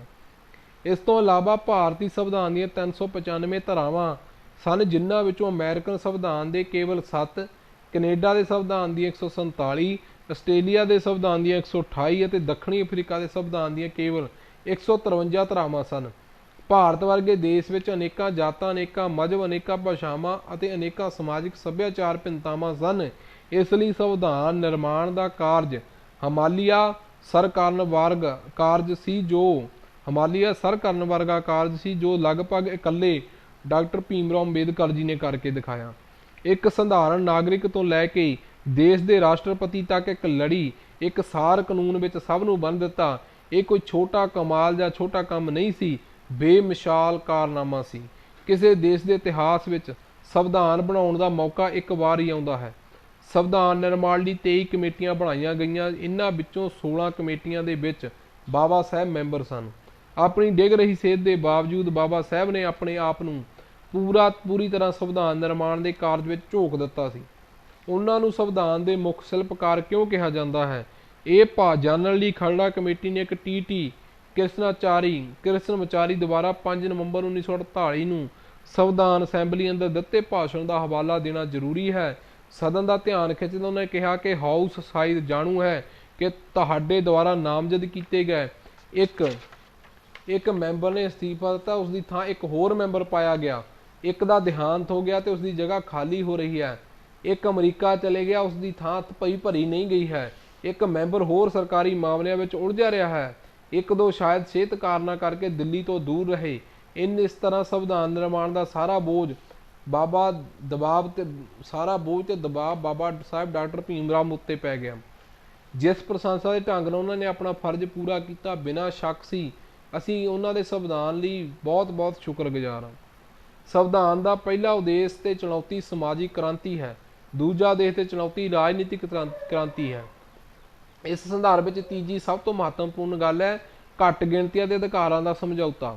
ਭਾਰਤ ਦੇ ਸੰਵਿਧਾਨ ਵਿੱਚ ਸਭ ਤੋਂ ਪਹਿਲਾਂ ਇਹੋ ਐਲਾਨ ਕੀਤਾ ਗਿਆ ਕਿ ਜਾਤ, ਧਰਮ, ਜਨਮ, ਵਰਣ, ਵਰਗ, ਸਥਾਨ ਤੋਂ ਉੱਪਰ ਉੱਠਦੇ ਹੋਏ ਦੇਸ਼ ਦੇ ਸਾਰੇ ਮਨੁੱਖ ਬਰਾਬਰ ਹਨ। ਸਾਰੇ ਇੱਕ ਸੂਤਰ ਵਿੱਚ ਬੰਨ੍ਹੇ ਗਏ ਹਨ। ਸਾਰੇ ਹੀ ਭਾਰਤੀ ਹਾਂ। ਸੰਵਿਧਾਨ ਤੋਂ ਬਣਨ ਤੋਂ ਪਹਿਲਾਂ ਇਸ ਦੇਸ਼ ਦਾ 2-2.5 ਹਜ਼ਾਰ ਸਾਲਾਂ ਦੇ ਇਤਿਹਾਸ ਨੂੰ ਦੇਖਦਿਆਂ ਇਹ ਗੱਲ ਅਸੰਭਵ ਲੱਗਦੀ ਹੈ ਕਿ ਡਾਕਟਰ ਅੰਬੇਦਕਰ ਨੇ ਆਪਣੇ ਭਾਰਤੀ ਸੰਵਿਧਾਨ ਕਾਰਨ ਇਹ ਸਭ ਸੰਭਵ ਹੋ ਸਕਿਆ ਹੈ। ਇਹ ਪਹਿਲੀ ਦੇਣ ਹੈ ਕਿ ਸੰਵਿਧਾਨ ਦੀ ਦੂਜੀ ਦੇਣ ਇਹ ਹੈ ਕਿ ਜਾਤ, ਧਰਮ, ਵਰਗ, ਵਰਣ, ਭਾਸ਼ਾ, ਸਥਾਨ, ਲਿੰਗ ਜੋ ਚੀਜ਼ਾਂ ਭਾਰਤ ਦੇ ਲੋਕਾਂ ਨੂੰ ਵੰਡਦੀਆਂ ਸਨ, ਇਹਨਾਂ ਦੇ ਆਧਾਰ ਤੇ ਭੇਦਭਾਵ ਨੂੰ ਗੈਰ ਕਾਨੂੰਨੀ ਐਲਾਨ ਕਰ ਦਿੱਤਾ ਗਿਆ ਹੈ ਅਤੇ ਮਨੂ ਦੁਆਰਾ ਬਣਾਏ ਹਿੰਦੂ ਧਰਮ ਅਤੇ ਸਾਰੇ ਨਿਯਮਾਂ ਨੂੰ ਰੱਦ ਕਰ ਦਿੱਤਾ ਹੈ। ਸੰਵਿਧਾਨ ਬਣਨ ਤੋਂ ਬਾਅਦ ਤੀਜੀ ਗੱਲ ਇਹ ਖਾਸ ਹੋਈ ਕਿ ਜਿਨ੍ਹਾਂ ਲੋਕਾਂ ਨੂੰ ਇਸ ਦੇਸ਼ ਦੇ ਉੱਤੇ ਸ਼ਾਸਨ ਕਰਨ ਦਾ ਸੁਪਨਾ ਦੇਖਿਆ ਵੀ ਨਹੀਂ ਸੀ, ਸੰਵਿਧਾਨ ਵਿੱਚ ਅਧਿਕਾਰ ਮਿਲਣ ਤੋਂ ਬਾਅਦ ਇਸ ਨੂੰ ਸੱਚ ਕਰ ਦਿਖਾਇਆ। ਜਿਸ ਦੇਸ਼ ਅੰਦਰ ਰਾਣੀ ਦੇ ਪੇਟ ਵਿੱਚੋਂ ਰਾਜਾ ਪੈਦਾ ਹੁੰਦਾ ਸੀ, ਉਸ ਦੇਸ਼ ਵਿੱਚ ਰਾਜਾ ਸੰਵਿਧਾਨ ਵਿੱਚੋਂ ਪੈਦਾ ਹੋਣ ਲੱਗਾ। ਜੋ ਦੇਸ਼ ਨੂੰ ਨਹੀਂ ਦਿਸ਼ਾ ਮਿਲੀ, ਪਰ ਸਮਾਜਿਕ ਕ੍ਰਾਂਤੀ ਦਾ ਉਦੇਸ਼ ਵੀ ਅਜੇ ਅਧੂਰਾ ਹੈ। ਕਰੀਬ ਸਾਰੇ ਮੈਂਬਰਾਂ ਨੇ ਬਾਬਾ ਸਾਹਿਬ ਦੀਆਂ ਸੇਵਾਵਾਂ ਨੂੰ ਸਲਾਹਿਆ ਅਤੇ ਸੰਵਿਧਾਨ ਦੀ ਤਾਰੀਫ ਕੀਤੀ। ਇੱਕ ਧਾਰਾ ਉੱਤੇ ਬਹਿਸ ਹੋਈ। 20 ਨਵੰਬਰ 1948 ਨੂੰ ਸੰਵਿਧਾਨ ਦਾ ਪ੍ਰਮੁੱਖ ਲੱਛਣ ਇਹ ਹੈ ਕਿ ਪ੍ਰਭੂ ਸੱਤਾ ਲੋਕਾਂ ਕੋਲ ਹੈ। ਲੋਕਾਂ ਦੀ ਪ੍ਰਤੀਨਿਧ ਸੰਸਥਾ ਸੰਸਦ ਹੈ ਜੋ ਇਸ ਪ੍ਰਭੂ ਸੱਤਾ ਦੀ ਵਰਤੋਂ ਕਰਦੀ ਹੈ। ਨਿਰਦੇਸ਼ਕ ਸਿਧਾਂਤ ਸਾਡੇ ਆਦਰਸ਼ ਹਨ, ਸਮਾਜਿਕ ਅਤੇ ਆਰਥਿਕ ਲੋਕਤੰਤਰ ਦੀ ਨੀਂਹ ਹਨ। ਲੋੜ ਅਨੁਸਾਰ ਸੰਵਿਧਾਨ ਵਿੱਚ ਤਰਮੀਮ ਜਾਂ ਸੋਧਾਂ ਕਰਨ ਲਈ ਮੁਨਾਸਿਬ ਪ੍ਰਬੰਧ ਕੀਤੇ ਗਏ ਹਨ। ਭਾਰਤੀ ਸੰਵਿਧਾਨ ਕੀ ਹੈ? ਦੇਸ਼ ਦੇ ਲੋਕਾਂ ਦਾ ਆਪਣਾ ਪਵਿੱਤਰ ਇਕਰਾਰ ਅਤੇ ਦੁਨੀਆ ਨਾਲ ਇੱਕ ਪ੍ਰਤੀਬੱਧਤਾ ਕਿ ਦੇਸ਼ ਅੰਦਰ ਨਿਆਂ ਤੇ ਸੁਤੰਤਰਤਾ ਦਾ ਬੋਲਬਾਲਾ ਹੋਵੇਗਾ, ਸਭ ਲਈ ਸਮਾਨਤਾ ਹੋਵੇਗੀ, ਆਪਸੀ ਭਾਈਚਾਰਾ ਹੋਵੇਗਾ। ਦੇਸ਼ ਦੇ ਲੋਕ ਇਹ ਵਾਅਦਾ ਕਰਦੇ ਹਨ ਕਿ ਇਸ ਦ੍ਰਿੜ ਸੰਕਲਪ ਹਨ ਕਿ ਪ੍ਰੀਅਵਲ ਵਿੱਚ ਸ਼ਬਦ ਸਮਾਜਵਾਦੀ ਤੇ ਧਰਮ ਨਿਰਪੱਖ ਐਮਰਜੈਂਸੀ 1975 ਤੋਂ 1977 ਦੌਰਾਨ ਜੋੜੇ ਗਏ ਹਨ। ਸਮੇਂ-ਸਮੇਂ ਤੇ ਅੱਜ ਦੇ ਸੰਵਿਧਾਨ ਦੇ ਵਿਰੋਧ ਵਿੱਚ ਕਾਫੀ ਕੁਝ ਸੁਣਿਆ ਜਾਂਦਾ ਹੈ। ਇਸ ਲਈ ਬਾਬਾ ਸਾਹਿਬ ਨੇ ਸੰਵਿਧਾਨ ਨੂੰ ਸੁਰੱਖਿਅਤ ਰੱਖਣ ਲਈ ਲਾਗੂ ਕੀਤੀ ਜਾਣ ਵਾਲੀ ਜ਼ਿੰਮੇਵਾਰੀ ਸਰਕਾਰ ਦੇ ਰਹਿਮੋ ਕਰਮ ਤੇ ਨਹੀਂ ਛੱਡੀ। ਸੰਵਿਧਾਨ ਦੀ ਉਦੇਸ਼ਿਕਾ ਭਾਵ ਪ੍ਰੀਅਬਲ ਵਿੱਚ ਸਪਸ਼ਟ ਲਿਖਿਆ ਹੈ ਕਿ ਸੰਵਿਧਾਨ ਨੂੰ ਲੋਕਾਂ ਨੇ ਅਪਣਾਇਆ ਅਤੇ ਇਹ ਲੋਕ ਭਾਰਤ ਦੇ ਲੋਕਾਂ ਨੂੰ ਹੀ ਸਮਰਪਿਤ ਹੈ। ਇਸ ਨੂੰ ਸੱਤਾਧਾਰੀਆਂ ਦੇ ਹਿੱਤਾਂ ਸਵਾਰਥ ਲਈ ਨਹੀਂ ਬਣਾਇਆ ਗਿਆ, ਪਰ ਲੋਕਾਂ ਨੇ ਸੰਵਿਧਾਨ ਦੇ ਇਸ ਅਸਲੀ ਭਾਵਨਾ ਅਨੁਸਾਰ ਨਹੀਂ ਸਮਝਿਆ ਤੇ ਇਸ ਨੂੰ ਨਹੀਂ ਅਪਣਾਇਆ। ਤਾਂ ਡਾਕਟਰ ਅੰਬੇਦਕਰ ਨੇ ਇੱਕ ਕੌੜਾ ਸੱਚ ਲਿਖਿਆ ਕਿ ਅਫਸੋਸ ਅਸੀਂ ਭਾਰਤੀਆਂ ਕੋਲ ਸਮਝ ਘੱਟ ਹੈ, ਵਿਸ਼ਵਾਸ ਸ਼ਰਧਾ ਜ਼ਿਆਦਾ ਹੈ। ਸੰਵਿਧਾਨ ਅਸੈਂਬਲੀ ਵਿੱਚ ਆਪਣੇ ਇਤਿਹਾਸਕ ਭਾਸ਼ਣ ਦੌਰਾਨ ਬਾਬਾ ਸਾਹਿਬ ਨੇ ਕਈ ਸਵਾਲ ਪੁੱਛੇ। ਉਹਨਾਂ ਵਿੱਚੋਂ ਇੱਕ ਸੀ ਕਿ ਕਦੋਂ ਤੱਕ ਅਸੀਂ ਆਪਣੇ ਸਮਾਜਿਕ ਅਤੇ ਆਰਥਿਕ ਜੀਵਨ ਵਿੱਚ ਸਮਾਨਤਾ ਨੂੰ ਨਕਾਰਦੇ ਰਹਾਂਗੇ। ਬਾਬਾ ਸਾਹਿਬ ਦੁਆਰਾ ਵਿਅਕਤੀਆਂ, ਸਮਾਜ ਅਤੇ ਦੇਸ਼ ਦੇ ਹਾਕਮਾਂ ਤੋਂ ਪੁੱਛਿਆ ਗਿਆ ਸਵਾਲ ਬਿਨਾਂ ਸਾਰਥਿਕ ਜਵਾਬ ਦੇ ਅੱਜ ਤੱਕ ਚੁਣੌਤੀ ਬਣਿਆ ਹੋਇਆ ਹੈ। ਯਾਦ ਕਰੋ ਕਿ ਬਾਬਾ ਸਾਹਿਬ ਨੇ ਉਹਨਾਂ ਭਾਸ਼ਣਾਂ ਨੂੰ ਜੋ ਉਹਨਾਂ ਨੇ ਬੰਬਈ ਵਿਧਾਨ ਸਭਾ ਅਸੈਂਬਲੀ ਵਿੱਚ ਦਿੱਤੇ ਸਨ, ਉਹਨਾਂ ਨੇ ਕਿਹਾ ਕਿ ਅਮੀਰ ਵਿਅਕਤੀ ਆਪਣੇ ਬੱਚਿਆਂ ਲਈ ਸਿੱਖਿਆ ਲਈ ਕਾਬਲ ਤੋਂ ਕਾਬਲ ਅਧਿਆਪਕ ਨੂੰ ਨਿਯੁਕਤ ਕਰ ਸਕਦਾ ਹੈ, ਪਰ ਇੱਕ ਸਧਾਰਨ ਵਿਅਕਤੀ ਅਜਿਹਾ ਨਹੀਂ ਕਰ ਸਕਦਾ। ਸੋ ਸਰਕਾਰ ਦੀ ਜ਼ਿੰਮੇਵਾਰੀ ਬਣਦੀ ਹੈ ਕਿ ਆਮ ਲੋਕਾਂ ਲਈ ਸਕੂਲ, ਕਾਲਜ, ਯੂਨੀਵਰਸਿਟੀਆਂ ਖੋਲ੍ਹੋ। ਪਰ ਅੱਜ ਦੀ ਹਾਲਾਤ ਕੀ ਹਨ? ਇੱਕ ਧਨਾਢ ਵਿਅਕਤੀ ਆਪਣੇ ਪਰਿਵਾਰ ਦੇ ਇਲਾਜ ਲਈ ਵੱਡੇ ਤੋਂ ਵੱਡੇ ਡਾਕਟਰਾਂ ਦੀਆਂ ਸੇਵਾਵਾਂ ਪ੍ਰਾਪਤ ਕਰ ਸਕਦਾ ਹੈ, ਪਰ ਇੱਕ ਆਮ ਵਿਅਕਤੀ ਅਜਿਹਾ ਨਹੀਂ ਕਰ ਸਕਦਾ। ਸੋ ਸਰਕਾਰਾਂ ਦੀ ਜ਼ਿੰਮੇਵਾਰੀ ਬਣਦੀ ਹੈ ਕਿ ਵੱਧ ਤੋਂ ਵੱਧ ਸਿਹਤ ਕੇਂਦਰ, ਹਸਪਤਾਲ ਖੋਲ੍ਹੇ। ਪਰ ਅੱਜ ਦੇ ਹਾਲਾਤ ਕੀ ਹਨ ਕਿ ਸਿੱਖਿਆ ਅਤੇ ਸਿਹਤ ਮੁੱਦੇ ਦੇ ਕਾਰੋਬਾਰ ਬਣ ਕੇ ਰਹਿ ਗਏ ਹਨ। ਜਿਹੜੀ ਸਰਕਾਰ ਜਾਂ ਕੋਈ ਸਰਕਾਰ ਦੇਸ਼ ਦੀ ਆਉਣ ਵਾਲੀ ਪੀੜ੍ਹੀ ਲਈ ਸਿੱਖਿਆ ਅਤੇ ਰੁਜ਼ਗਾਰ ਦਾ ਪ੍ਰਬੰਧ ਨਾ ਕਰ ਸਕੇ, ਉਸ ਨੂੰ ਸਰਕਾਰ ਨਹੀਂ ਕਿਹਾ ਜਾ ਸਕਦਾ। ਉੱਤਰਾਧਿਕਾਰੀ ਜਾਂ ਜ਼ਿੰਮੇਵਾਰ ਸਰਕਾਰ ਨਹੀਂ ਕਿਹਾ ਜਾ ਸਕਦਾ। ਵਿਦਵਤਾ ਦਾ ਲੋਹਾ ਸਭ ਨੇ ਮੰਨਿਆ। ਪ੍ਰਧਾਨਗੀ ਕਰਦਿਆਂ ਅਤੇ ਰੋਜ਼ਾਨਾ ਕਾਰਵਾਈ ਦੇਖਦਿਆਂ ਹੋਇਆਂ ਹੋਰ ਕਿਸੇ ਨਾਲੋਂ ਵੱਧ ਇਹ ਮਹਿਸੂਸ ਕਰਦਾ ਹਾਂ ਕਿ ਖਰੜਾ ਕਮੇਟੀ ਮੈਂਬਰਾਂ ਅਤੇ ਖਾਸ ਕਰਕੇ ਇਸ ਦੇ ਚੇਅਰਮੈਨ ਡਾਕਟਰ ਅੰਬੇਦਕਰ ਨੇ ਆਪਣੀ ਸਿਹਤ ਖਰਾਬ ਹੋਣ ਦੇ ਬਾਵਜੂਦ ਕਿੰਨੀ ਲਗਨ ਅਤੇ ਸਮਰਪਣ ਭਾਵਨਾ ਨਾਲ ਕੰਮ ਕੀਤਾ। ਤਾੜੀਆਂ ਇਸ ਤੋਂ ਵਧੀਆ ਕੋਈ ਫੈਸਲਾ ਨਹੀਂ ਸਨ ਹੋ ਸਕਦੀਆਂ ਕਿ ਉਹ ਖਰੜਾ ਕਮੇਟੀ ਵਿੱਚ ਲਿਆ ਤੇ ਚੇਅਰਮੈਨ ਥਾਪਿਆ। ਉਹਨਾਂ ਖੇੜਾ ਕਮੇਟੀਆਂ ਵਿੱਚ ਜੋ ਫੈਸਲਾ ਲਿਆ ਗਿਆ ਉਸ ਵਿੱਚ ਬਾਬਾ ਸਾਹਿਬ ਨੂੰ ਚੇਅਰਮੈਨ ਥਾਪਿਆ ਗਿਆ। ਉਹਨਾਂ ਨੇ ਨਾ ਤਾਂ ਕੇਵਲ ਆਪਣੇ ਚੋਣਾਂ ਲਈ ਨਾਲ ਹੀ ਇਨਸਾਫ ਤੱਕ ਨਹੀਂ, ਬਲਕਿ ਆਪਣੇ ਕੰਮਕਾਰ ਨੂੰ ਵੀ ਚਾਰ ਚੰਨ ਲਾ ਦਿੱਤੇ। ਅਕਸਰ ਉਹਨਾਂ ਨੂੰ ਸਿਹਤ ਸੰਵਿਧਾਨ ਨਿਰਮਾਤਾ ਵਿੱਚੋਂ ਇੱਕ ਕਿਹਾ ਜਾਂਦਾ ਹੈ। ਇਸ ਵਿੱਚ ਕੋਈ ਸ਼ੱਕ ਨਹੀਂ ਕਿ ਸੰਵਿਧਾਨ ਬਣਾਉਣ ਵਿੱਚ ਉਹਨਾਂ ਤੋਂ ਵੱਧ ਕੰਮ ਕਰਨ ਤੋਂ ਮਿਹਨਤ ਕਿਸੇ ਦੀ ਨਹੀਂ ਹੋ ਸਕਦੀ। ਸ਼੍ਰੀਮਾਨ ਜੀ, ਮੈਂ ਸਦਨ ਦੇ ਮੈਂਬਰਾਂ ਵਿੱਚੋਂ ਇੱਕ ਅਜਿਹਾ ਮੈਂਬਰ ਹਾਂ ਜਿਸ ਨੇ ਡਾਕਟਰ ਅੰਬੇਦਕਰ ਨੂੰ ਬੜੇ ਧਿਆਨ ਨਾਲ ਸੁਣਿਆ। ਮੈਂ ਸਮਝਦਾ ਹਾਂ ਕਿ ਉਹਨਾਂ ਨੇ ਕਿੰਨੀ ਮਿਹਨਤ ਉਤਸ਼ਾਹ ਨਾਲ ਸੰਵਿਧਾਨ ਬਣਾਉਣ ਦਾ ਕੰਮ ਕੀਤਾ। ਮੈਂ ਇਹ ਵੀ ਮਹਿਸੂਸ ਕਰਦਾ ਹਾਂ ਕਿ ਸੰਵਿਧਾਨ ਬਣਾਉਣ ਦਾ ਕਾਰਜ ਕਿੰਨਾ ਮਹੱਤਵਪੂਰਨ ਸੀ, ਜਿਸ ਬਾਰੇ ਖਰੜਾ ਕਮੇਟੀ ਦੁਆਰਾ ਉਹਨਾਂ ਨੂੰ ਧਿਆਨ ਨਹੀਂ ਦਿੱਤਾ ਗਿਆ। ਸਦਨ ਸ਼ਾਇਦ ਜਾਣੂ ਹੈ ਕਿ ਨਾਮਜ਼ਦ ਕੀਤੇ 7 ਮੈਂਬਰਾਂ ਵਿੱਚੋਂ ਇੱਕ ਨੇ ਅਸਤੀਫਾ ਦਿੱਤਾ ਤੇ ਉਸ ਦੀ ਜਗ੍ਹਾ ਕਿਸੇ ਹੋਰ ਨੂੰ ਦਿੱਤੀ ਗਈ ਤਾਂ ਉਸ ਦੀ ਮੌਤ ਹੋ ਗਈ। ਉਸ ਦੀ ਜਗ੍ਹਾ ਨਹੀਂ ਭਰੀ ਗਈ ਤੇ ਇੱਕ ਅਮਰੀਕਾ ਚਲਾ ਗਿਆ ਤੇ ਇੱਕ ਉਸ ਦੀ ਜਗ੍ਹਾ ਖਾਲੀ ਰਹਿ ਗਈ। ਇੱਕ ਮੈਂਬਰ ਸਰਕਾਰ ਦੇ ਕੰਮਾਂ ਵਿੱਚ ਰੁੱਝਾ ਰਿਹਾ, 1-2 ਦਿੱਲੀ ਤੋਂ ਦੂਰ ਰਹੇ, ਸ਼ਾਇਦ ਸਿਹਤ ਦੇ ਕਾਰਨਾਂ ਕਰਕੇ ਦੂਰ ਰਹੇ, ਹੁਣ ਤਾਂ ਕੰਮ ਨਾ ਕਰ ਸਕੇ। ਸੋ ਸੁਭਾਵਿਕ ਹੀ ਸੰਵਿਧਾਨ ਦਾ ਖਰੜਾ ਤਿਆਰ ਕਰਨ ਦਾ ਸਾਰਾ ਕੰਮ ਡਾਕਟਰ ਬੀ ਰਾਓ ਅੰਬੇਦਕਰ ਜੀ ਦੇ ਉੱਪਰ ਪੈ ਗਿਆ ਅਤੇ ਇਹਨਾਂ ਕਾਰਜਾਂ ਨੂੰ ਇੰਨੇ ਸ਼ਾਨਦਾਰ ਢੰਗ ਨਾਲ ਨੇਪਰੇ ਚਾੜਿਆ ਕਿ ਬਿਨਾਂ ਸ਼ੱਕ ਅਤਿਅੰਤ ਸ਼ਲਾਘਾਯੋਗ ਉੱਭਰਿਆ। ਅੱਜ ਅਸੀਂ ਖਰੜਾ ਕਮੇਟੀਆਂ ਦੇ ਚੇਅਰਮੈਨ ਡਾਕਟਰ ਅੰਬੇਦਕਰ ਜੀ ਯੋਗਤਾ ਅਧੀਨ ਆਜ਼ਾਦ ਭਾਰਤ ਦਾ ਕਾਨੂੰਨ ਬਣਾ ਰਹੇ ਹਾਂ। ਸ਼੍ਰੀਮਾਨ ਜੀ, ਮੈਂ ਇਸ ਸੰਵਿਧਾਨ ਨੂੰ ਮਹਾਰ ਕਾਨੂੰਨ ਕਹਿਣਾ ਚਾਹੁੰਦਾ ਹਾਂ। ਹੁਣ ਅਸੀਂ ਇਸ ਸੰਵਿਧਾਨ ਨੂੰ 26 ਜਨਵਰੀ 1950 ਤੋਂ ਲਾਗੂ ਕਰਨ ਜਾ ਰਹੇ ਹਾਂ ਕਿਉਂਕਿ ਡਾਕਟਰ ਅੰਬੇਦਕਰ ਇੱਕ ਮਹਾਰ ਹਨ। ਇਸ ਲਈ ਇਹ ਮਨੂ ਦੇ ਕਾਨੂੰਨ ਦੀ ਜਗ੍ਹਾ ਮਹਾਰ ਦਾ ਕਾਨੂੰਨ ਲੈ ਆਵਾਂਗੇ। ਮੈਨੂੰ ਉਮੀਦ ਹੈ ਕਿ ਮਨੂ ਕਾਨੂੰਨ ਦੇ ਉਲਟ ਇਸ ਤਹਿਤ ਦੇਸ਼ ਵਿੱਚ ਕਦੇ ਖੁਸ਼ਹਾਲੀ ਨਹੀਂ ਰਹੀ। ਮਹਾਰ ਕਾਨੂੰਨ ਇਸ ਦੇਸ਼ ਲਈ ਅਸਲੀਅਤ ਇੱਕ ਬਹਿਸ਼ਤ ਦਾ ਬਣਾ ਦੇਵੇਗਾ। ਮੈਂ ਡਾਕਟਰ ਅੰਬੇਦਕਰ ਨੂੰ ਦੱਸਣਾ ਚਾਹੁੰਦਾ ਹਾਂ ਕਿ ਉਹਨਾਂ ਨੇ ਇੱਕ ਸ਼ਾਨਦਾਰ ਅਤੇ ਮੁਸ਼ਕਲ ਕੰਮ ਅਤੇ ਆਪਣੀ ਬੁੱਧੀਮਤਾ ਕਿੰਨੀ ਡੂੰਘੀ ਛਾਪ ਛੱਡੀ ਹੈ, ਉਸ ਨੂੰ ਦਬਾਇਆ ਨਹੀਂ ਜਾ ਸਕਦਾ। ਉਹ ਜਿੱਤ ਹੈ ਅਜਿਹਾ ਸੁਹਾਗਾ ਫੇਰਿਆ ਕਿ ਸਭ ਇੱਕੋ ਜਿਹਾ ਕਰ ਦਿੱਤੇ। ਜੋ ਕੁਛ ਉਹਨਾਂ ਨੂੰ ਸਹੀ ਜਾਪਿਆ, ਬਿਨਾਂ ਸਿੱਟਿਆਂ ਦੇ ਪ੍ਰਵਾਹ ਕਰਦੇ ਉਹਨਾਂ ਨੇ ਡਟ ਕੇ ਪਹਿਰਾ ਦਿੱਤਾ। ਅੰਬੇਦਕਰ ਨੇ ਆਪਣੇ ਕੰਮ ਨੂੰ ਕਿੰਨੀਆਂ ਖੂਬੀਆਂ ਨਾਲ ਸ਼ਿੰਗਾਰਿਆ ਹੈ, ਜਿਵੇਂ ਵਿਦਵਤਾ, ਗਿਆਨ, ਕਲਪਨਾ ਸ਼ਕਤੀ, ਤਰਕਸ਼ੀਲਤਾ, ਖੁਸ਼ ਬਿਆਨੀ ਅਤੇ ਜਜ਼ਬੇ ਨਾਲ। ਜਿਉਂ ਹੀ ਸਦਨ ਵਿੱਚ ਉਹ ਖਰੜਾ ਸੰਵਿਧਾਨ ਦੀਆਂ ਧਾਰਾਵਾਂ ਦੀ ਆਲੋਚਨਾ ਦਾ ਕਾਰਨ ਤੇ ਜਵਾਬ ਆਲੋਚਨਾ ਦਾ ਜਵਾਬ ਦੇਣ ਲਈ ਖੜੇ ਹੋਏ ਸੰਵਿਧਾਨ ਦੀਆਂ ਧਾਰਾਵਾਂ ਨਿਖਰ ਕੇ ਸਾਹਮਣੇ ਆਉਂਦੀਆਂ ਹਨ। ਜਿਉਂ ਹੀ ਉਹ ਉੱਤਰ ਦੇਣ ਉਪਰੰਤ ਬੈਠੇ ਸ਼ੱਕਾਂ ਦੀ ਧੁੰਦ, ਅਸਪਸ਼ਟਤਾ ਤੇ ਭਰਮ ਭੁਲੇਖਿਆਂ ਦੀ ਬੰਦਲ ਖਤਮ ਹੋ ਗਏ। ਉਹਨਾਂ ਨੂੰ ਭਾਰਤੀ ਸੰਵਿਧਾਨ ਦੇ ਪਿਤਾਮਾ ਜਾਂ ਮੁੱਖ ਸ਼ਿਲਪਕਾਰ ਕਹਿਣਾ ਬਹੁਤ ਹੀ ਵਾਜਬ ਜਵਾਬ ਹੈ। ਸੰਵਿਧਾਨ ਜਾਂ ਕਾਨੂੰਨ ਦੀ ਸ਼ਬਦਾਵਲੀ ਮਹੱਤਵ ਨਹੀਂ ਨਿਰਭਰ ਕਰਦਾ ਹੈ ਕਿ ਅਸੀਂ ਦੱਬੇ ਕੁਚਲੇ ਲੋਕਾਂ ਪ੍ਰਤੀ, ਜਿਨ੍ਹਾਂ ਨੂੰ ਘੱਟ ਗਿਣਤੀਆਂ ਕਹਿੰਦੇ ਹਾਂ, ਉਹਨਾਂ ਪ੍ਰਤੀ ਪਿਆਰ ਭਾਵਨਾ ਰੱਖਦੇ ਹਾਂ ਕਿ ਨਹੀਂ। ਅਸੀਂ ਸੰਵਿਧਾਨ ਵਿੱਚ ਲਿਖ ਦਈਏ ਕਿ ਹਰ ਘਰ ਵਿੱਚ ਛੂਤ-ਛਾਤ ਖਤਮ ਕਰ ਦਿੱਤੀ ਗਈ ਹੈ, ਪਰ ਇਸ ਨਾਲ ਕੁਝ ਨਹੀਂ ਹੋਣ ਵਾਲਾ। ਤੁਹਾਨੂੰ ਗਰੀਬੀ ਨਾਲ ਪਿਆਰ ਅਤੇ ਹਮਦਰਦੀ ਰੱਖਣੀ ਹੋਵੇਗੀ। ਇਹ ਸੰਵਿਧਾਨ ਜਾਂ ਇਸ ਦੀਆਂ ਧਾਰਾਵਾਂ ਉੱਤੇ ਨਿਰਭਰ ਨਹੀਂ ਕਰਦਾ। ਇਸ ਸਾਡੇ ਆਪਣੇ ਚਰਿੱਤਰ ਰਾਸ਼ਟਰ ਵਜੋਂ ਸ੍ਰੀ ਡੀ ਆਪਣੀ ਸ਼ਕਤੀ ਤੇ ਨਿਰਭਰ ਕਰਦਾ ਹੈ। ਲੋਕਤੰਤਰ ਦੀ ਸਫਲਤਾ ਵੋਟਰਾਂ ਨੂੰ ਦਿੱਤੇ ਮੌਕਿਆਂ ਵਿੱਚ ਹੁੰਗਾਰੇ ਉੱਤੇ ਨਿਰਭਰ ਕਰਦੀ ਹੈ ਜੋ ਦਿੱਤੇ ਜਾਣੇ ਚਾਹੀਦੇ ਹਨ। ਲੋਕ ਪਿਆਰੀ ਸਰਕਾਰ ਆਪਣੇ ਆਪ ਵਿੱਚ ਇੱਕ ਕਾਰਨ ਹੈ ਜਿਸ ਨਾਲ ਉਤਸ਼ਾਹ ਪੈਦਾ ਹੁੰਦਾ ਹੈ।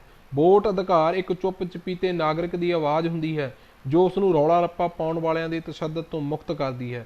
ਡਾਕਟਰ ਅੰਬੇਦਕਰ ਵਰਗੀ ਸਿਰਕੱਢ ਸ਼ਖਸੀਅਤ ਦਾ ਅਖੌਤੀ ਅਛੂਤ ਜਨਮ, ਜਾਤਾਂ ਵਿੱਚ ਜਨਮ ਲੈਣਾ ਤੇ ਉਹਨਾਂ ਨੂੰ ਆਤਮਾ ਨਿਰਾਸ਼ਾ ਤੋਂ ਮੁਕਤ ਕਰ ਦੇਣਾ ਹੈ ਅਤੇ ਅਖੌਤੀ ਸੂਤਾਂ ਦੇ ਉੱਚ ਹੋਣ ਤੇ ਸਿੱਧਾਂ ਨੂੰ ਚੈਲੰਜ ਕਰਨ ਵਾਲਾ ਉਹਨਾਂ ਦੇ ਵਿੱਚ ਉਤਸ਼ਾਹ ਭਰਦਾ ਹੈ। ਸੋ ਹੁਣ ਤੱਕ ਅਸੀਂ ਜੋ ਭਾਰਤ ਦਾ ਸੰਵਿਧਾਨ ਸੀ ਉਹ ਤੁਹਾਨੂੰ ਪੂਰਾ ਪੜ੍ਹ ਕੇ ਸੁਣਾ ਚੁੱਕੇ ਹਾਂ, ਤੇ ਅੱਜ ਇਹ ਭਾਰਤ ਦਾ ਸੰਵਿਧਾਨ ਪੂਰੀ ਤਰ੍ਹਾਂ ਮੁਕੱਲਮ ਅਸੀਂ ਪੜ੍ਹ ਕੇ ਤੁਹਾਨੂੰ ਵੀਡੀਓ ਰਾਹੀਂ ਪੇਸ਼ ਕਰ ਦਿੱਤਾ ਹੈ। ਤੇ ਬਾਬਾ ਸਾਹਿਬ ਨੇ ਸਭ ਲੋਕਾਂ ਨੂੰ ਇੱਕ ਬਰਾਬਰ ਦਾ ਅਧਿਕਾਰ ਦਿਵਾਇਆ। ਉਹਨਾਂ ਨੇ ਇਹ ਵੀ ਅਸੈਂਬਲੀ ਦੇ ਵਿੱਚ ਬੋਲ ਕਹੇ ਕਿ ਭਾਰਤ ਦੇ ਲੋਕਾਂ ਨੂੰ ਭਾਰਤ ਦੀ ਸਰਕਾਰ ਚੁਣਨ ਦਾ ਅਧਿਕਾਰ ਹੋਣਾ ਚਾਹੀਦਾ ਕਿ ਇੱਕ ਵੋਟ ਨਾਲ ਜੋ ਅਧਿਕਾਰ ਉਹਨਾਂ ਨੂੰ ਦਿੱਤਾ ਗਿਆ ਉਹ ਆਪਣੇ ਕਿਸੇ ਅਜਿਹੇ ਕੈਂਡੀਡੇਟ ਜਾਂ ਆਪਣੇ ਲੋਕਾਂ ਦੀ ਸਰਕਾਰ ਲੋਕਾਂ ਦੁਆਰਾ ਚੁਣੀ ਜਾ ਸਕੇ। ਬਾਬਾ ਸਾਹਿਬ ਨੇ ਲੋਕਾਂ ਵਿੱਚ ਇੱਕ ਸਮਾਨਤਾ ਦਾ ਅਧਿਕਾਰ, ਇੱਕ ਮਾਨ ਸਨਮਾਨ ਦੀ ਜ਼ਿੰਦਗੀ ਦਿੱਤੀ ਤਾਂ ਕਿ ਜੋ ਪਛੜੇ ਵਰਗ ਦੇ ਲੋਕ ਸੀ, ਘੱਟ ਗਿਣਤੀ ਲੋਕ ਸੀ, ਜਿਨ੍ਹਾਂ ਨੂੰ ਬਹੁਤ ਗਿਣਤੀਆਂ ਨੇ ਦਬਾ ਰੱਖਿਆ ਸੀ, ਉਹਨਾਂ ਪ੍ਰਤੀ ਵੀ ਉਸੇ ਤਰ੍ਹਾਂ ਦਾ ਪਿਆਰ ਸਨਮਾਨ ਬਣਿਆ ਰੱਖੇ। ਇਸ ਲਈ ਜਿੰਨੇ ਵੀ ਆਰਟੀਕਲ ਧਾਰਾਵਾਂ ਸੀ ਉਹਨੂੰ ਭਾਰਤ ਦੇ ਸੰਵਿਧਾਨ ਦੇ ਅੰਦਰ ਇੱਕ ਨੇਮਬੰਦ ਕਰ ਦਿੱਤਾ, ਜਿਸ ਤਹਿਤ ਅੱਜ ਤੁਹਾਨੂੰ ਇੱਕ ਸਮਾਨਤਾ, ਇੱਕ ਬਰਾਬਰੀ ਦਾ ਅਧਿਕਾਰ ਮਿਲਿਆ ਕਿ ਤੁਹਾਡੇ ਚੋਂ ਕਿਸੇ ਵੀ ਜਾਤ ਦਾ ਕੋਈ ਵੀ ਬੰਦਾ ਚੋਣ ਲੜ ਸਕਦਾ, ਉਸ ਨੂੰ ਪੂਰਾ ਅਧਿਕਾਰ ਆ, ਉਸ ਨੂੰ ਬਹੁਤ ਗਿਣਤੀ ਵਾਲੇ ਦਬਾ ਨਹੀਂ ਸਕਦੇ। ਸੋ ਮੈਂ ਬਾਰ-ਬਾਰ ਇਹੀ ਬੇਨਤੀ ਕਰਦਾ ਕਿ ਭਾਰਤ ਦਾ ਸੰਵਿਧਾਨ ਤੁਹਾਡਾ ਆਪਣਾ ਤੇ ਭਾਰਤ ਦੇ ਲੋਕਾਂ ਨੂੰ ਹੀ ਸਮਰਪਿਤ ਹੈ। ਭਾਰਤ ਦੇ ਲੋਕਾਂ ਲਈ ਹੀ ਇਹ ਸੰਵਿਧਾਨ ਲਿਖਿਆ ਗਿਆ। ਇਸ ਨੂੰ ਵੱਧ ਤੋਂ ਵੱਧ ਆਪਣੀ ਜ਼ਿੰਦਗੀ ਵਿੱਚ ਅਪਣਾਓ, ਆਪਣੀ ਨਿੱਜੀ ਜ਼ਿੰਦਗੀ ਵਿੱਚ ਸ਼ਾਮਲ ਕਰੋ ਤਾਂ ਕਿ ਤੁਹਾਡੇ ਬੱਚੇ ਇਸ ਸੰਵਿਧਾਨ ਨੂੰ ਪੜ੍ਹ ਕੇ ਆਪਣੇ ਮੌਲਿਕ ਅਧਿਕਾਰਾਂ ਤੇ ਆਪਣੇ ਸਮਾਜ ਪ੍ਰਤੀ ਜਾਗਰੂਕ ਹੋ ਜਾਣ ਕਿ ਸਾਡੇ ਲਈ ਬਾਬਾ ਸਾਹਿਬ ਭੀਮ ਰਾਓ ਅੰਬੇਦਕਰ ਜੀ ਨੇ ਕੀ ਲਿਖਿਆ ਤੇ ਇਸ ਸੰਵਿਧਾਨ ਨੂੰ ਲਿਖਣ ਦੀ ਜ਼ਰੂਰਤ ਕਿਉਂ ਪਈ। ਆਪਣੇ ਬੱਚਿਆਂ ਨੂੰ ਮੌਤ ਭਰੀ ਜ਼ਿੰਦਗੀ ਦੇਣ ਦੇ ਬਜਾਏ ਇਸ ਸੰਵਿਧਾਨ ਦੇ ਵਿੱਚ ਲਿਖੇ ਆਰਟੀਕਲਾਂ ਉੱਤੇ ਵਿਚਾਰ ਕਰੋ, ਆਪਣੇ ਹੱਕਾਂ ਲਈ ਸੰਘਰਸ਼ ਕਰੋ। ਇਹੀ ਮੇਰੀ ਬੇਨਤੀ ਹੈ। ਸੋ ਹੁਣ ਤੱਕ ਮੈਂ ਭਾਰਤ ਦੇ ਸੰਵਿਧਾਨ ਪ੍ਰਤੀ, ਇਹ ਮੇਰਾ ਆਖਰੀ ਵੀਡੀਓ ਸੀ। ਅੱਜ ਮੇਰੇ ਭਾਰਤ ਦੇ ਸੰਵਿਧਾਨ ਜੋ ਤੁਹਾਨੂੰ ਪੜ੍ਹ ਕੇ ਸੁਣਾਇਆ ਉਹ ਮੁਕੱਲਮ ਪੂਰਾ ਹੋ ਚੁੱਕਿਆ ਤੇ ਕੋਸ਼ਿਸ਼ ਕਰਦਾ ਅੱਗੇ ਤੁਹਾਨੂੰ ਕਿਸੇ ਹੋਰ ਇਤਿਹਾਸ ਬਾਰੇ ਜਾਣੂ ਕਰਵਾਵਾਂਗਾ। ਮੇਰੀ ਇਹ ਕੋਸ਼ਿਸ਼ ਆ ਕਿ ਇੱਕ ਕਿਤਾਬ ਆ ਕਿ ਭਾਰਤ ਦੇ ਲੋਕ ਨੀਚ ਕਿਵੇਂ ਬਣੇ, ਉਹ ਕਿਤਾਬ ਵਿੱਚ ਜੋ ਲਿਖਿਆ ਤੁਹਾਨੂੰ ਮੈਂ ਪੜ੍ਹ ਕੇ ਸੁਣਾਊਂਗਾ ਆਉਣ ਵਾਲੀਆਂ ਵੀਡੀਓ ਵਿੱਚ।